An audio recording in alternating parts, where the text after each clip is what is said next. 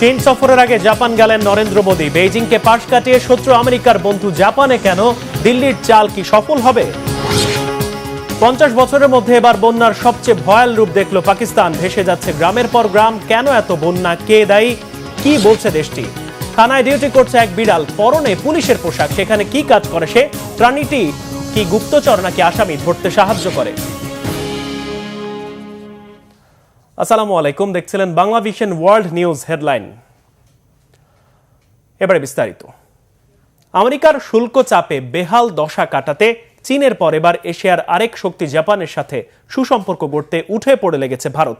তাই চীন সফরের আগ মুহূর্তে শনিবার জাপান যান ভারতের প্রধানমন্ত্রী নরেন্দ্র মোদী। টোকিওতে এক বৈঠকে ভারতে $70 বিলিয়ন বিনিয়োগের আশ্বাস দিয়েছে জাপান। ফলে বিকল্প মিত্র দিল্লি। আপাতত এটি দিল্লিকে স্বস্তি দিলেও রয়ে গেছে বড় চ্যালেঞ্জ। চীনকে পাশ কাটিয়ে আমেরিকার বন্ধু জাপানের সাথে সখ্যতা কতদিন টিকিয়ে রাখতে পারবে দিল্লি? কারণ টোকিওর পর মোদীকে যেতে হয়েছে চীনে। সেখানে শি জিনপিং ও পুতিনের সঙ্গে বৈঠকেই ঠিক হবে ভারতের ভবিষ্যৎ।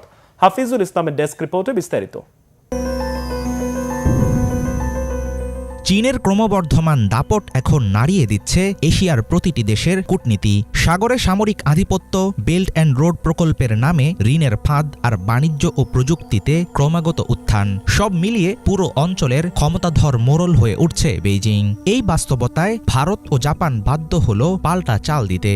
গত 29 আগস্ট টোকিওতে গুরুত্বপূর্ণ দ্বিপাক্ষিক এক বৈঠকে দুই দেশের প্রধানমন্ত্রী নরেন্দ্র মোদী ও শিগেরু ইশিবা ঘোষণা করলেন প্রতিরক্ষা ও অর্থনৈতিক জোট আরও শক্তিশালী করার পরিকল্পনা। কিন্তু প্রশ্ন থেকে যায়, এতে কি ঘুরবে ভারতের ভাগ্যের চাকা?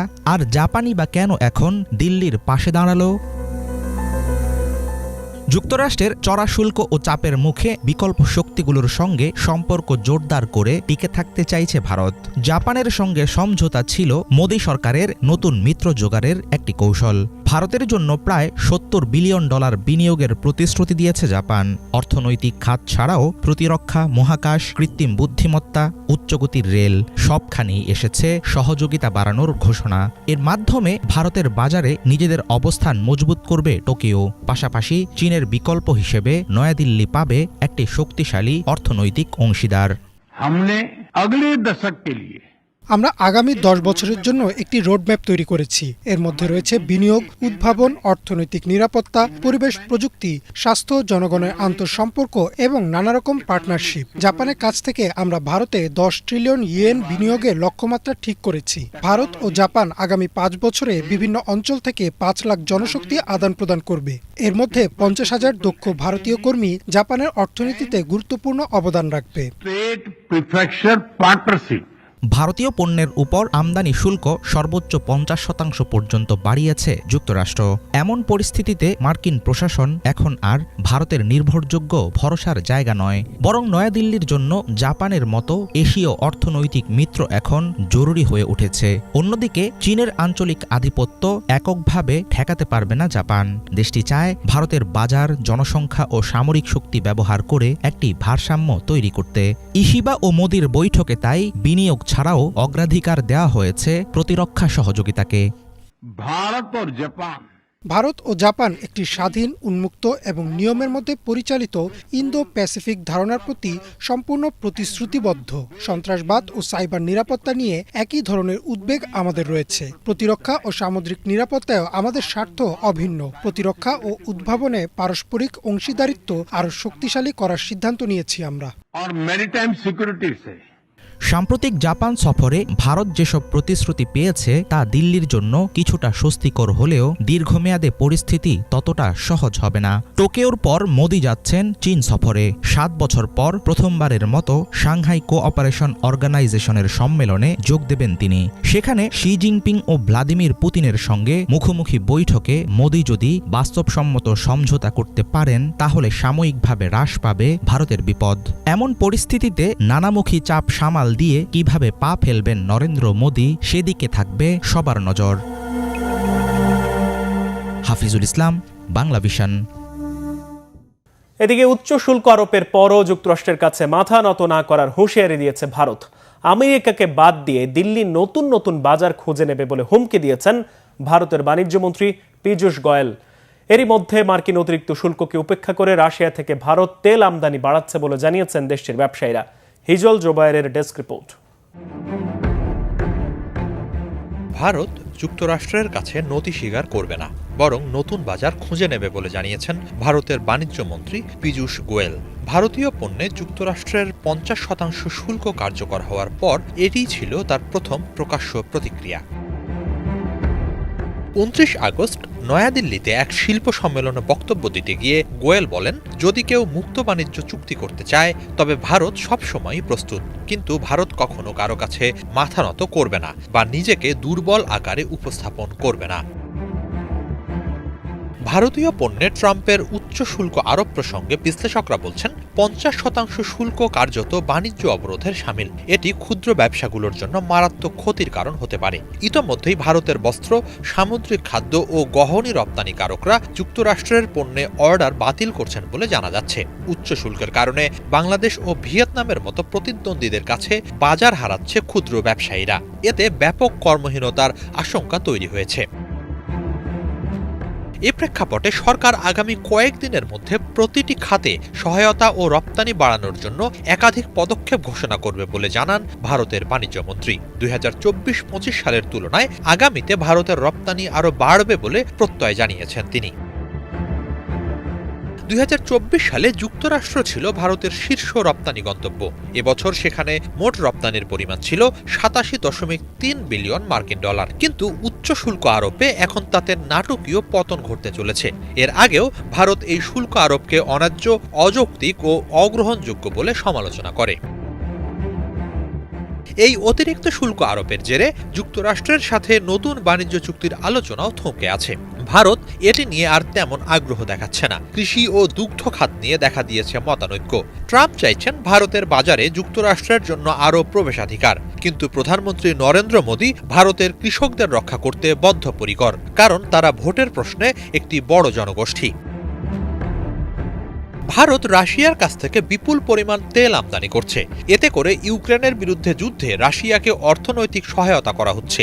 এই অভিযোগ তুলে ভারতের ওপর অতিরিক্ত শুল্ক আরোপ করেছেন ট্রাম্প। অর্থাৎ রাশিয়ার তেল আমদানি থেকে ভারতকে ফেরাতে চাইছেন তিনি। তবে তার সেই চাপ সৃষ্টির কৌশল উপেক্ষা করে উল্টো রাশিয়া থেকে তেল আমদানি বাড়াচ্ছে ভারত।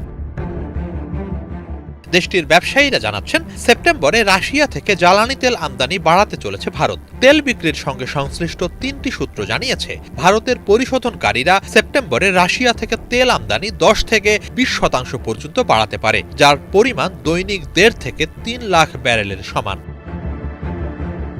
ভারত বর্তমানে রাশিয়ার জ্বালানি তেলের সবচেয়ে বড় ক্রেতা। দেশটির মোট চাহিদার 40% পূরণ হয় রাশিয়ার অপরিশোধিত জ্বালানি তেল থেকে। রুশ জ্বালানি তেলের অন্য 2 শীর্ষ ক্রেতা চীন ও তুরস্ক।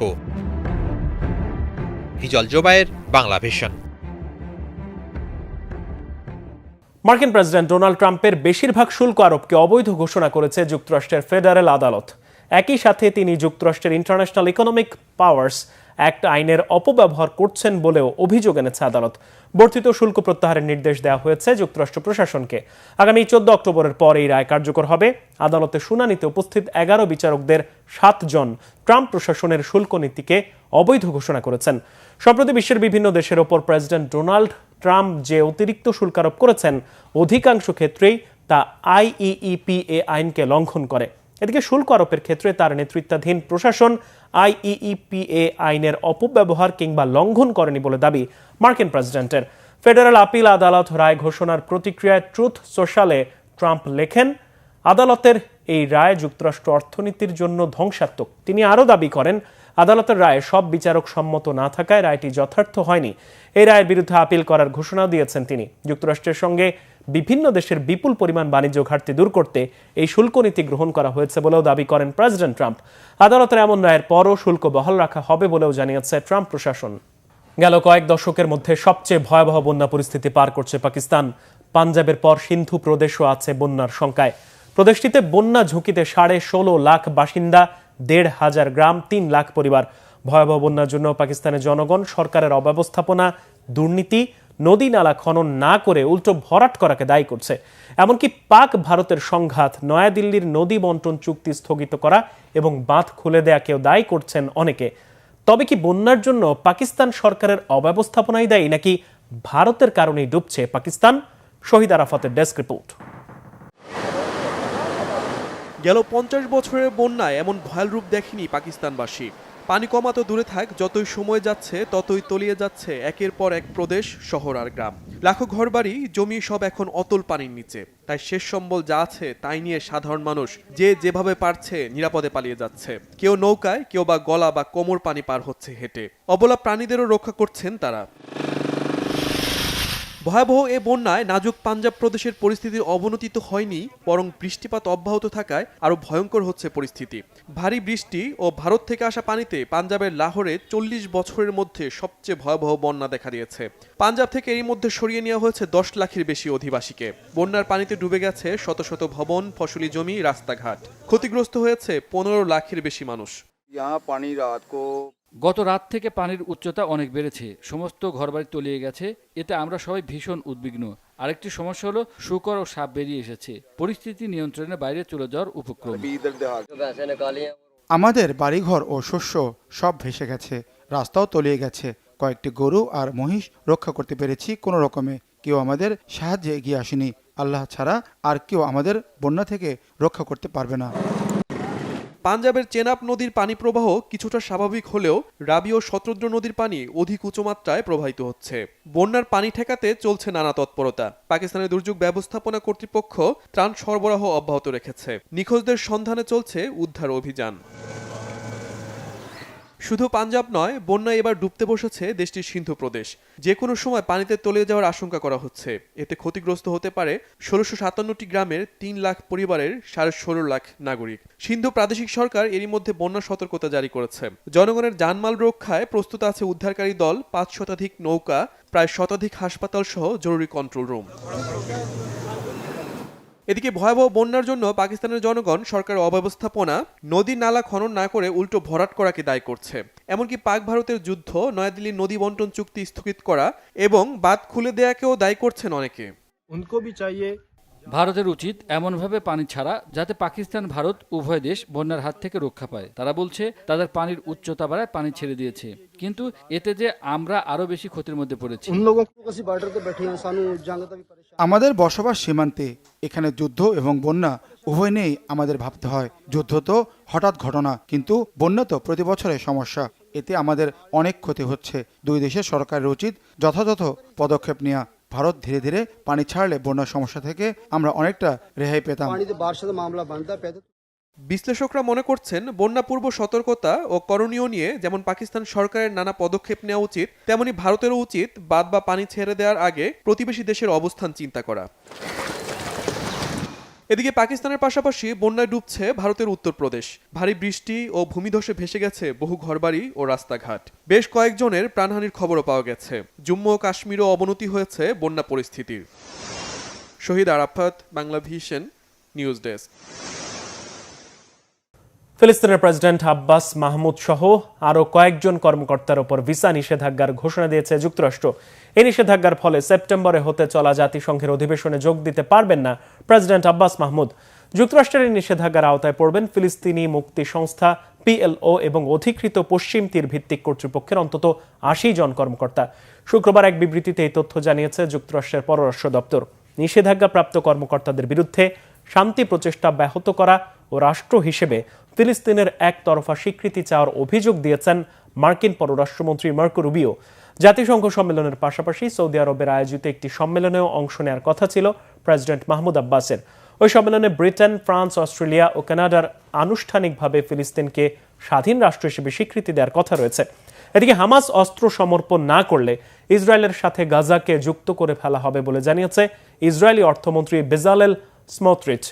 এর মধ্যেই গাজা নগরীতে যুদ্ধ ঘোষণা করেছে ইসরায়েলি সেনাবাহিনী। শুক্রবার এক্স হ্যান্ডেলে ইসরায়েলি সেনাবাহিনীর মুখপাত্র অভিচায় আদ্রেও জানিয়েছেন, গাজা শহর দখলের প্রাথমিক ধাপ শুরু করেছে ইসরায়েল। গাজায় ফিলিস্তিনিদের ওপর বোমা বর্ষণের প্রতিবাদে নিজেদের আকাশসীমা ও বন্দর ইসরায়েলের জন্য নিষিদ্ধ করেছে তুরস্ক। থানায় পুলিশের পোশাক পরে ডিউটি করছে বিড়াল। অদ্ভুত এই ঘটনাটি ঘটেছে চিলির দক্ষিণাঞ্চলীয় শহর পারভেনিরে। কি কাজ করে সে থানায়? গুপ্তচর হিসেবে কাজ করে নাকি আসামি ধরতে সহায়তা করে? ভিকটিমদের কিভাবে সান্ত্বনা দেয় ছোট্ট এই বিড়াল? কি বলছে স্থানীয়রা? সামাজিক যোগাযোগ মাধ্যমে ভাইরাল এই বিড়ালের পুলিশ হয়ে ওঠার গল্প ডেস্ক রিপোর্টে জানাচ্ছেন ইমরান মাহমুদ। থানায় পুলিশের ডিউটিতে যোগ দিল এক বিড়াল। অদ্ভুত এই ঘটনাটি ঘটেছে চিলির দক্ষিণাঞ্চলীয় শহর পোরভেনিরে। স্থানীয় পুলিশ স্টেশনে অফিসাররা আদর করে তার নাম দিয়েছেন নারুটো। আর এই ঘটনা সামাজিক মাধ্যমে ছড়িয়ে পড়লে মুহূর্তেই ভাইরাল হয়ে যায়। ছোট্ট এই বিড়ালটি এখন শুধু পুলিশের সহচরী নয়, বরং পুরো এলাকার মানুষের কাছে প্রিয় এক প্রতীক হয়ে উঠেছে। ঘটনার শুরু কয়েক মাস আগে। এক শীতের দিনে অফিসার ক্রিশ্চিয়ান গারিদো দায়িত্ব পালনের সময় লক্ষ্য করেন একটি ছোট্ট বিড়ালছানা কয়েকটি কুকুরের হাত থেকে প্রাণে বাঁচতে ছুটে পালাচ্ছে। প্রচণ্ড ঠান্ডায় কাঁপছিল প্রাণীটি। তিনি তৎক্ষণাৎ সেটিকে উদ্ধার করে থানার ভেতরে নিয়ে আসেন। সেই থেকে বিড়ালছানাটির নতুন আশ্রয় হয়ে ওঠে পুলিশ স্টেশন। ধীরে ধীরে থানার প্রতিটি কক্ষেই সে অবাধে ঘোরাফেরা করতে শুরু করে আর সবার কাছে হয়ে ওঠে প্রিয় পাত্র। আমি ডিউটিতে ছিলাম এবং লক্ষ্য করলাম একটি বিড়াল ছানা কয়েকটি কুকুরের কাছ থেকে পালিয়ে আসছে। সে ভয়ে ভীষণ কাঁপছিল। সেদিন প্রচণ্ড ঠান্ডাও পড়েছিল, তাই আমি তাকে ভেতরে নিয়ে আসি। এখন সে নিয়মিতভাবে পুরো অফিসে ঘুরে বেড়ায়, আর আমরা পুলিশ স্টেশনের সবাই তাকে খুব আপন করে নিয়েছি। স্থানীয় মানুষজনও বিড়ালটির প্রতি আগ্রহ দেখাতে শুরু করে। কেউ কেউ অনুরোধ করতে থাকেন সেটিকে ভাইরাল করার জন্য পুলিশের পোশাকে সাজিয়ে তুলতে। পরে পুলিশের সদস্যরা ছোট্ট একটি পুলিশের ভেস্ট পরিয়ে দেন বিড়ালটিকে। সেখান থেকেই জন্ম নেয় মজার ডাকনাম ক্যাট বিনেরো, অর্থাৎ বিড়াল যোগ কারাবিনেরো, যা চিলির জাতীয় পুলিশ বাহিনীর নাম। কেউ আবার আদর করে তাকে ডাকে জেনারেল মিচি। নারুটো শুধু পুলিশের দৈনন্দিন কাজে আনন্দ এনে দেয়নি, বরং একটি সামাজিক ভূমিকাও পালন করছে। থানায় যেসব ভুক্তভোগী অভিযোগ জানাতে আসেন তাদের জন্য সে এক ধরনের সান্ত্বনা হয়ে দাঁড়িয়েছে। অনেক ভিকটিম এখানে আসেন দুঃখ বা আতঙ্ক নিয়ে। নারুটো তাদের কাছে এগিয়ে যায়, তারা তাকে আদর করে, আর এতে তাদের মনে এক ধরনের শান্তি আসে। আমরা খুশি যে নারুটো ভিকটিমদের জন্য এক ধরনের সহায়তা হয়ে উঠেছে। নারুটোকে ঘিরে শিশু কিশোরদের মধ্যেও উচ্ছ্বাস তৈরি হয়েছে। তারা বিড়ালটির সাথে খেলতে থানায় আসা শুরু করে। সামাজিক যোগাযোগ মাধ্যমে ছড়িয়ে পড়া ভিডিও ও ছবিগুলো ইতোমধ্যেই হাজারো মানুষের মন জয় করেছে। তবে চিলি প্রথম নয় যেখানে কোনো প্রাণী পুলিশ বাহিনীর অংশ হয়েছে। এর আগে জাপানে পুলিশের ম্যাসকট হিসেবে ব্যবহৃত হয়েছে বিড়াল। যুক্তরাষ্ট্রের কিছু শহরে কুকুর ও বিড়ালের পাশাপাশি খরগোশও পালিত হচ্ছে থানার কমিউনিটি ম্যাসকট হিসেবে। আবার রাশিয়ার কিছু পুলিশ স্টেশনে বিড়াল পোষা হয় ইঁদুর তাড়ানোর পাশাপাশি দর্শনার্থীদের জন্য এক ধরনের মনোবল সৃষ্টির উদ্দেশ্যে। এমনকি ফ্রান্স ও জার্মানিতেও পুলিশের ম্যাসকট প্রাণী স্থানীয় মানুষদের কাছে বাহিনীকে আরও ঘনিষ্ঠ করে তুলতে সাহায্য করেছে। চিলির এই বিড়াল নারুটো এখন শুধুই একটি ম্যাসকট নয়, বরং পুলিশের সাথে জনসাধারণের সম্পর্কের সেতুবন্ধন হয়ে উঠেছে। ঠান্ডায় কাঁপতে থাকা এক অবলা প্রাণী থেকে সে আজ পুলিশের পরিচিত মুখ, যার উপস্থিতি প্রমাণ করছে নিরাপত্তা ও মানবিকতা দুটোই একসাথে চলতে পারে। ইমরান মাহমুদ, বাংলাভিশন। ইসরায়েলের সাথে বাণিজ্যিক সম্পর্ক সম্পূর্ণ বিচ্ছিন্ন করে দিয়েছে তুরস্ক। ইসরায়েলের জন্য দেশটির আকাশপথ এবং বন্দর সংযোগও বন্ধ রাখা হয়েছে। এসবের পাশাপাশি এদিকে গ্লোবাল সাউথ এবং বিশ্বব্যাপী উদীয়মান শক্তির প্রতি নিজেদের কূটনৈতিক মনোযোগ বাড়িয়ে চলেছে তুরস্কের সরকার। বিস্তারিত ডেস্ক রিপোর্টে। ইসরায়েলের সাথে আকাশ ও সমুদ্রপথে যোগাযোগ সম্পূর্ণভাবে বিচ্ছিন্ন করেছে তুরস্ক। দুই দেশের ভেতর বাণিজ্যিক লেনদেনও পুরোপুরি বন্ধ রাখা হয়েছে। তুরস্কের পররাষ্ট্রমন্ত্রী হাকান ফিদান জানিয়েছেন, গাজায় চলমান যুদ্ধ, সেখানে মানবাধিকার লঙ্ঘনের প্রতিবাদে তারা ইসরায়েলের সাথে সব ধরনের অর্থনৈতিক ও বাণিজ্যিক সম্পর্ক বিচ্ছিন্ন করে দিয়েছে। তুর্কি আকাশসীমাও ইসরায়েলি বিমানের জন্য বন্ধ রয়েছে। গত 29 আগস্ট তুরস্কের জাতীয় সংসদে গাজা প্রসঙ্গে একটি বিশেষ অধিবেশনে বক্তব্য প্রদানকালে ফিদান বলেন, ইসরায়েল গত 2 বছর ধরে গাজায় যে হত্যাযজ্ঞ চালাচ্ছে তা পুরো বিশ্বে মানবতা ও নৈতিকতার ভিত্তিকে সম্পূর্ণভাবে উপেক্ষা করেছে। এর আগে 2023 সালে তুরস্ক ও ইসরায়েলের ভেতর প্রায় $7 বিলিয়ন বাণিজ্যিক লেনদেন হয়েছিল। তবে 2024 সালের মে মাসে তুরস্ক ইসরায়েলের সাথে সরাসরি বাণিজ্যিক কার্যক্রম বন্ধ করে দেয়। সে সময় গাজায় স্থায়ী যুদ্ধবিরতি ও মানবিক সহায়তা প্রবেশের দাবি জানায় দেশটি। ফিদান জানিয়েছেন তুরস্ক থেকে কোনো জাহাজ এখন আর ইসরায়েলের বন্দরগুলোর উদ্দেশ্যে যেতে পারছে না। এছাড়া ইসরায়েলি জাহাজগুলো তুরস্কের কোনো বন্দরে ফিরতে পারছে না। এর আগে গাজে ইসরায়েলের সামরিক অভিযানের কড়া সমালোচনা করে ইসরায়েলকে গণহত্যাকারী বলে উল্লেখ করেন তুরস্কের প্রেসিডেন্ট রিসেপ তাইয়েপ এরদোয়ান। তিনি বলেন, ইসরায়েলের প্রধানমন্ত্রী বেনিয়ামিন নেতানিয়াহুর আচরণ হিটলারের মতো। তিনি নেতানিয়াহুকে নাৎসি নেতার সঙ্গে তুলনা করেন। আল জাজিরার তথ্য মতে তুরস্ক তাদের কূটনৈতিক দৃষ্টিকোণ থেকে ইসরায়েলকে নিজেদের জাতীয় নিরাপত্তার জন্য হুমকি হিসেবে দেখছে। এছাড়া গত 14 বছরের গৃহযুদ্ধের পর সিরিয়ার পুনর্গঠনের পথে ইসরায়েলকে একটি বড় বাধা হিসেবেও দেখছে আঙ্কারা। তুরস্কের পররাষ্ট্রমন্ত্রী বলেন, যুক্তরাষ্ট্র এবং ইউরোপীয় ইউনিয়ন ইসরায়েলের প্রতি তাদের সমর্থন অব্যাহত রেখেছে। ফলে আঙ্কারার দৃষ্টি এখন গ্লোবাল সাউথ ও বিশ্বে উদীয়মান শক্তিধর রাষ্ট্রগুলোর দিকে রয়েছে। এদিকে ইসরায়েলি রাজনৈতিক বিশ্লেষক আকিভা এলদার দাবি করেন, তুরস্ক দীর্ঘদিন ধরে ইসরায়েলের মিত্র দেশ ছিল। দেশটি গুরুত্বপূর্ণ বাণিজ্যিক কেন্দ্র এবং ইসরায়েলিদের কাছে জনপ্রিয় গ্রীষ্মকালীন পর্যটন স্থল হিসেবেও পরিচিত ছিল। ফলে বর্তমানে অনেক ইসরায়েলি নিজেদের উপেক্ষিত মনে করছে। 2024 সালের নভেম্বরে ইসরায়েলি প্রেসিডেন্ট আইজ্যাক হারজোগের বিমান তাদের আকাশসীমায় প্রবেশের অনুমতি দেয়নি তুরস্ক।